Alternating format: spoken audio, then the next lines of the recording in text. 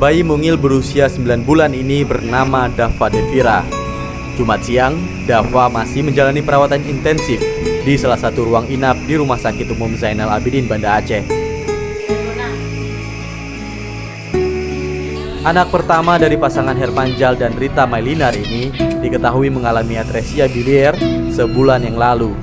Atresia biliar adalah penyakit bawaan di mana terjadi penyumbatan pada tuba yang membawa cairan empedu dari hati ke kantung empedu penderita. Atresia biliar terjadi ketika saluran empedu di dalam atau di luar hati tidak berkembang secara normal. Artinya, bayi malang dari keluarga miskin asal Mekeh, Aceh Selatan ini harus menjalani pencakokan hati untuk pemulihan penyakit yang dialaminya. Menurut dokter, bayi kecil ini terlambat dibawa ke rumah sakit oleh keluarga. Keluarganya mengaku mereka baru mengetahui penyakit yang dialami Dava sekitar sebulan yang lalu. Akibat penanganan yang sangat telat, kondisi Dava semakin memprihatinkan.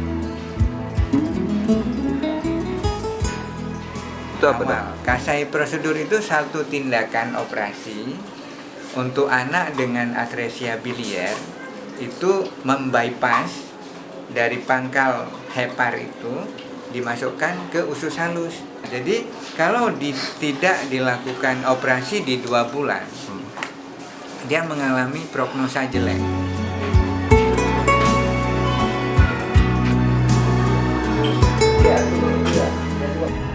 Secara fisik, kondisi tubuh anak malang ini semakin kurus dan bagian perut Dava semakin membesar akibat tak adanya cairan empedu yang disalurkan ke jantung empedu.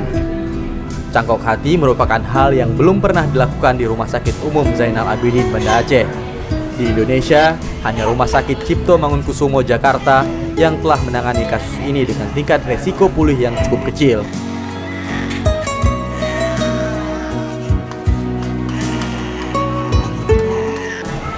Pihak keluarga sangat berharap anak semata wayang mereka bisa disembuhkan lewat operasi cangkok hati.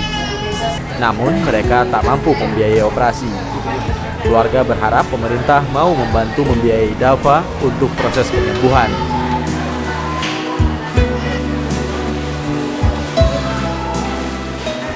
Dari Banda Aceh, Aman Danis melaporkan untuk Aceh Video.